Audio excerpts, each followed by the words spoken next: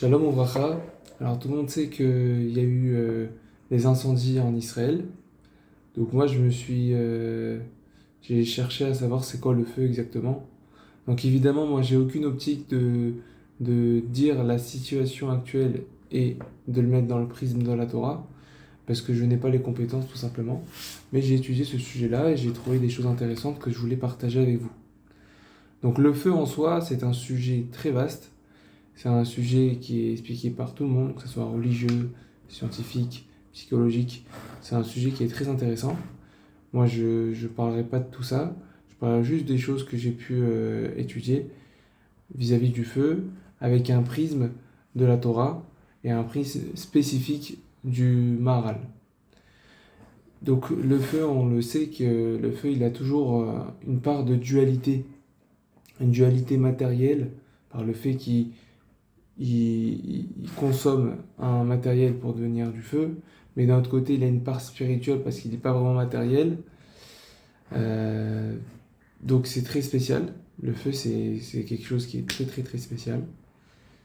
Pareil, cette dualité sur le fait que le feu a la capacité de détruire et de construire. D'accord. Et il y a une autre dualité qu'on aimerait voir ça ensemble. Donc ça, c'est connu par rapport à Amalek. On explique que Amalek ressemble à une mouche, d'accord, et que les Bnei Israël ils ressemblent au feu. D'accord. Il y a plusieurs psukim qui montrent ça. Pourquoi parler de ça? Pareil, il y a une dualité. Si on prend l'exemple de la mouche et l'exemple du feu, c'est que la mouche, non seulement elle est attirée par le feu, mais c'est aussi par le feu que la mouche va brûler. D'accord. On sait que la mouche, elle est toujours attirée par ce feu-là, et aussi c'est un système pour l'attirer et que ce même feu la crame. On utilise ça dans les tapettes à mouches, dans les raquettes électriques, justement pour les moustiques, ou même les encadrer avec des LED où les mouches ils vont être attirés par ce feu et cramer et s'électrocuter. Et donc on explique en fait que, donc maintenant si je reviens par rapport à la parabole, on explique que Amalek va être attiré par nous, et nous c'est à nous de le cramer.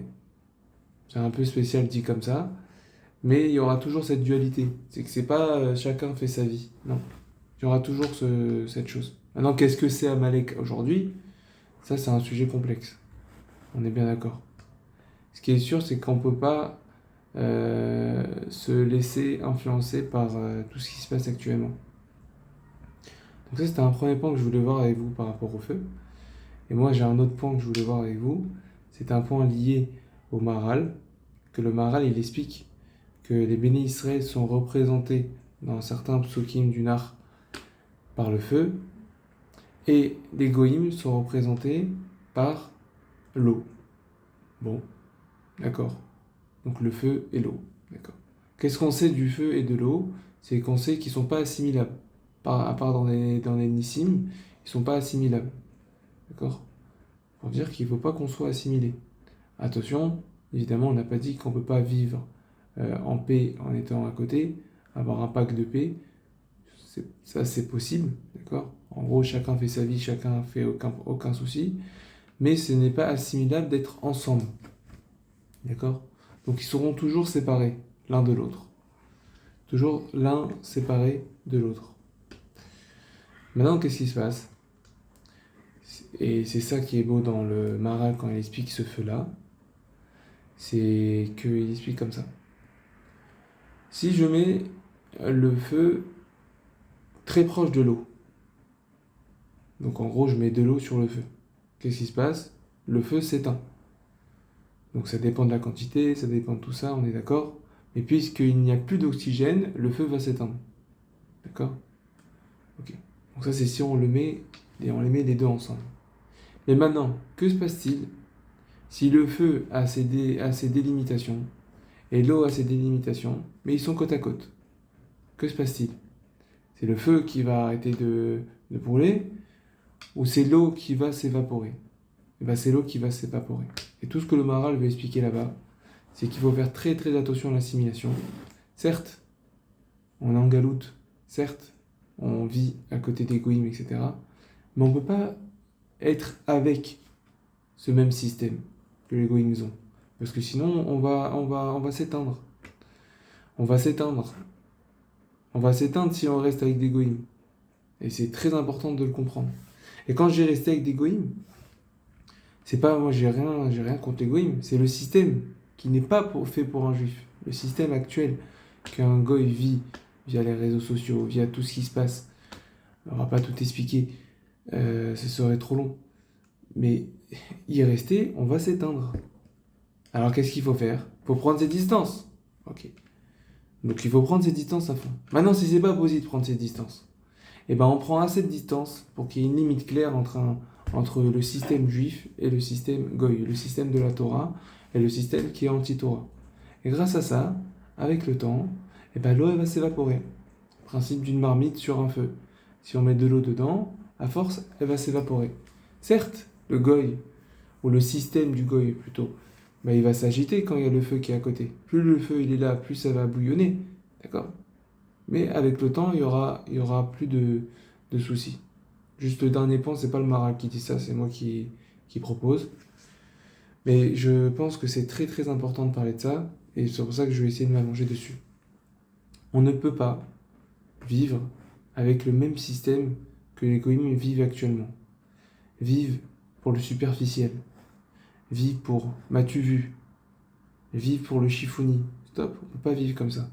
Parce qu'à force, avec le temps, il y aura un vrai souci au fond de nous.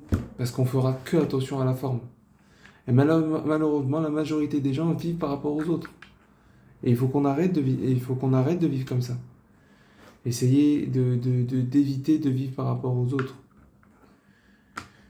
Malheureusement, c'est très dur parce qu'à chaque fois, ça va être ça la motivation. Bah, pourquoi je vais travailler? Pourquoi je vais travailler? Pour avoir de l'argent. Non, mais si aussi, mais d'accord, mais si je suis en télétravail, je sais que je vais moins travailler sérieusement parce qu'en fait, je travaille sérieusement parce que c'est les gens autour de moi qui me poussent à travailler. C'est pas juste que j'ai besoin d'une ambiance, c'est surtout que j'ai besoin que les gens me regardent et je vais le faire parce que les gens me regardent.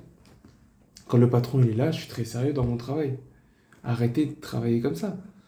Arrêtons de faire les choses comme ça. Parce que quand on est tout seul, alors on fait plus rien. Quand on est à la maison, on fait plus rien. On n'étudiera pas, parce que moi quand j'étudie, c'est devant tout le monde. C'est pour montrer que j'ai étudié. Bah, devant tout le monde, je vais chercher, je vais prendre 10 livres, je vais les poser sur la table, comme si j'avais une pile de livres. Voilà, je vais faire l'Omet Torah. Non, ça marche pas. Il faut arrêter de vivre comme ça. Il faut voir qu'est-ce qu'Akadosh Baruch Hu nous demande. Il faut voir qu'est-ce que nous, on vit actuellement dans notre esprit. Qu'est-ce que tu veux exactement à cet instant T et le faire comme ça. Arrêter de vivre comme ça. Parce que sinon, il y a la crise de la quarantaine, ça s'appelle. La crise de remise en question. Mais j'ai 40 ans, qu'est-ce que j'ai fait? Je travaille depuis 20 ans. Mais pourquoi je fais ça? Pourquoi je me suis marié? Non, il faut tout de base essayer de réfléchir et arrêter de vivre superficiel. Et encore, ça, quand je dis le système de Goïm, c'est juste un point, ce système de superficiel, mais il y en a plein d'autres. Un autre point qui est très simple, c'est de vivre par rapport à l'argent. L'argent, c'est un moyen de faire des choses. Mais si on vit que pour l'argent, c'est un souci. Donc il y en a, ils vont travailler toute leur vie pour de l'argent. Il y en a, ils vont travailler toute leur vie pour de l'argent et pour le plaisir qu'ils ont à construire. Ça, j'entends. Mais de vivre tout le temps pour l'argent, c'est fatigant. On dit, mais la vie, elle coûte cher. Oh, oui, on sait, ça coûte très cher. Même en Israël, ça coûte très cher, on le sait. On le sait. Mais tu peux aussi baisser ton confort de vie, aussi. Et te permettre de pouvoir étudier derrière. Tu peux faire ça aussi. Pourquoi ne pas faire ça? Comme on a expliqué, si on se fait assimiler comme c'est actuellement, on va s'éteindre. Si on reste dans cette optique, on va s'éteindre. À moins qu'il y ait certains yéridim, il y a certains individus qui gardent le fait de prendre des distances. Mais il faut faire attention. Et le plus important dans l'assimilation, c'est le fait, et c'est surtout ça, c'est le fait d'utiliser le soft power. Ça, on l'avait expliqué la dernière fois. Il y a deux manières pour un gouvernement, pour quoi que ce soit, pour prendre la gouverne, pour prendre de la puissance. Et être supérieur à une chose, c'est soit en l'impactant fort, donc la guerre, le fait d'aller droit devant, de le braquer, d'accord? Soit c'est la chose qui est le plus utilisée, c'est le soft power, c'est la force douce. La force douce, ça va être la culture, ça va être le fait de savoir bien parler, ça va être le négociateur, ça va être le catalyseur, ça va être tout ça, tout ce soft power. Et ce soft power est utilisé au maximum dans l'assimilation. On dit quelque chose, on dit il y a plus de personnes qui sont les Abdil, il y a plus de juifs qui sont morts dans l'assimilation qu'ils sont morts à la Shoah. Évidemment, ça s'apprend avec des pincettes. Pour dire que au bout d'un moment, quand on s'éloigne trop, le juif que tu représentes, il est presque inexistant. Évidemment, on peut toujours revenir, mais il est presque inexistant et on a perdu. Un homme qui se marie avec une femme Goya, ça y est, sa génération, elle est perdue, elle est plus juive. Elle est plus juive. Donc elle se convertit, mais elle est plus juive. Tout ça pour dire que faut arrêter de se faire assimiler. Et il faut se dire qu'on est un feu. Et si on n'est pas un feu, peut-être que je me nous montre des feux. Évidemment, à aucun moment j'ai la capacité de dire que les feux qui sont passés en Israël, c'est lié à ce que je dis, blablabla. Non, moi je peux pas dire ça, j'ai pas les compétences pour. Mais je partage le fait que ce qui dit le Maharal sur le fait qu'un feu doit prendre une distance avec de l'eau pour que l'eau n'éteint pas le feu, mais en fait que l'eau elle va partir du feu, c'est en prenant des distances. Donc nous, on doit faire exactement le même travail de prendre nos distances et arrêter de se faire influencer par cette assimilation liée au superficiel, cette assimilation liée au il n'y a pas de Dieu, on s'en fout, cette assimilation de tout vient de moi, cette assimilation de croire que le seul Dieu c'est l'argent, le Dieu de l'argent. Voilà, j'ai entendu quelqu'un comme ça cette semaine. C'est le Dieu de l'argent. Rien du tout. L'argent ça vaut rien techniquement, c'est dans notre tête. Certes, c'est un moyen qui est important et qu'il faut, et on peut pas cracher dessus, ça c'est sûr. Mais le but de notre vie ne peut pas être un moyen. Ça doit être un but qui doit utiliser des moyens comme l'argent. Et donc, essayons de grandir de ça. Arrêtons de continuer à être assimilés, surtout par nos enfants, où nos enfants sont très impactés par l'assimilation qu'il y a dans les réseaux sociaux. Parce que les réseaux sociaux, à la fin, à force de voir ça, c'est du bourrage de crâne. Que nos filles regardent des filles sur Internet qui sont pas du tout des exemples et qui prennent des mauvais plis. Même sur l'éthique de la chose, même si voilà, en physique ils vont être snoots, mais bon, la façon de parler, la façon de voir les choses, la façon de voir une relation avec un garçon, tout ça c'est influencé par les réseaux sociaux. Dire, ah mais je regarde pas TikTok. Ok, mais un film aussi c'est ça. Parce que dans le film on va représenter des choses. Par exemple l'amour qui est représenté dans les films, c'est pas du tout l'amour réel. C'est pas l'amour ce que la Torah représente. Razoni, j'ai dit quelque chose de fou. Et je finirai par ça. Razoni, il dit que l'amour de dehors, c'est karet. Karet. Ça veut dire c'est retranché. Donc ça veut pas dire khalav karet, celui qui a le même système d'amour que les goïms, alors il est khalav karet. Non, on parle pas de ça. On parle qu'en fait c'est de deux. Alors, on n'a pas compris. Alors on reprend. Ahava, le Maharal, il explique que Ahava, c'est mi gematria echad, 13. Que en fait, l'amour, c'est la capacité à s'unir. Évidemment, quand on parle d'union de quelque chose qui n'est pas pareil. Donc ça peut être un opposé, ça peut être un extrême. Et quand on relie deux opposés, ça match. Donc c'est le fait de faire un. Maintenant, l'amour qui est représenté dans le soft power qui circule autour de nous, dans les films, dans les réseaux sociaux, c'est un amour qui divise. Qui divise en fait. Parce qu'en fait, l'amour qui est représenté, c'est en gros que quand tu dis je t'aime, bah en fait, tu es en train de me dire, tu es en train de me justifier que j'existe, mais seul, en fait. En fait, ça me confirme que je suis une entité seule. Je sais que c'est un peu compliqué à expliquer, mais ça ne représente à aucun moment la hava que Akadosh Baruch Hu nous demande dans tout endroit où il faut de l'amour. En fait, le je t'aime qui est dit dans la vie de tous les jours, c'est un je t'aime qui dit, en fait, quand elle me dit je t'aime, elle me confirme que j'existe. Mais l'amour qui est demandé par Akadosh Baruch Hu, c'est pas le fait que tu me confirmes que j'existe, c'est que tu me confirmes que j'ai besoin de toi pour exister. Tu me confirmes que on est unis. Et c'est ça, cette cohésion et cette dualité. Et pas de dire, ah, si quelqu'un dit je t'aime, etc., il est attentionné et tout, bah en fait, il me donne de la valeur. C'est pas ça du tout. Pas ça du tout. En fait, c'est le même principe. C'est dans une dualité, soit les deux personnes ont la volonté de donner, soit les deux personnes ont la volonté de prendre. Dans l'amour de dehors, donc de ce qu'on représente dans les films, c'est pas de donner, c'est de prendre. Et donc en fait, chacun prend. D'accord? L'amour qui est demandé par Akadosh Baruch Hu, c'est le fait de donner. C'est le fait de donner. Et c'est en donnant, et en fait que l'autre aussi va donner, qu'à la fin, c'est donné.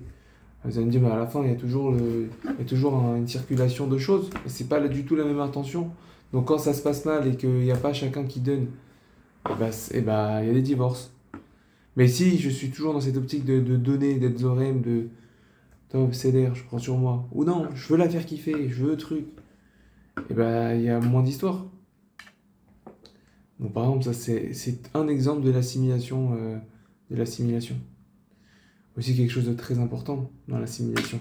C'est que notre culture, elle est devenue une culture qui est représentée par les réseaux sociaux et les influenceurs. C'est-à-dire nos enfants, dans notre tête, ils ont les footballeurs plus que les personnes d'exemple.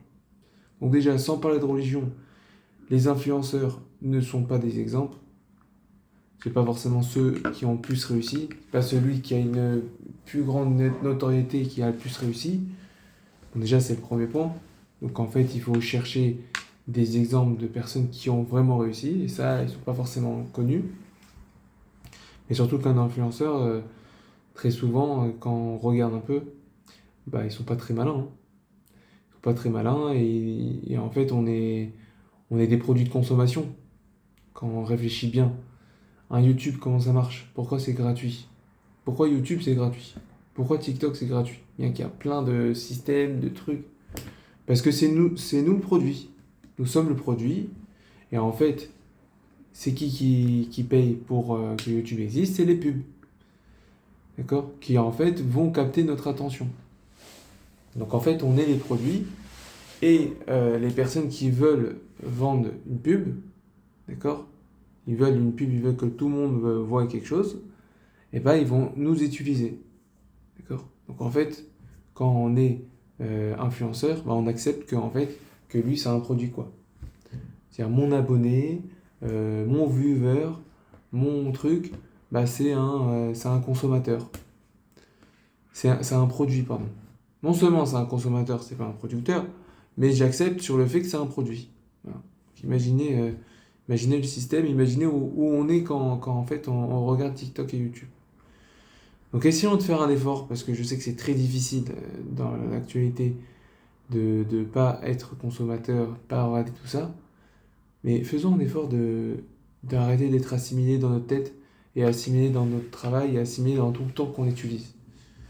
Soyons vraiment le feu que le Maharal représente par rapport à l'eau qui est à côté de nous et qui ne pourra pas nous éteindre et qui pourra même aller ailleurs en vapeur. Voilà ce que je voulais partager avec vous. Si vous avez des questions, n'hésitez pas à m'en parler. Moi, ça m'aide beaucoup.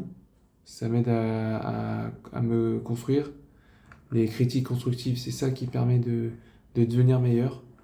Donc voilà, j'en demande. Merci beaucoup, Vécolto.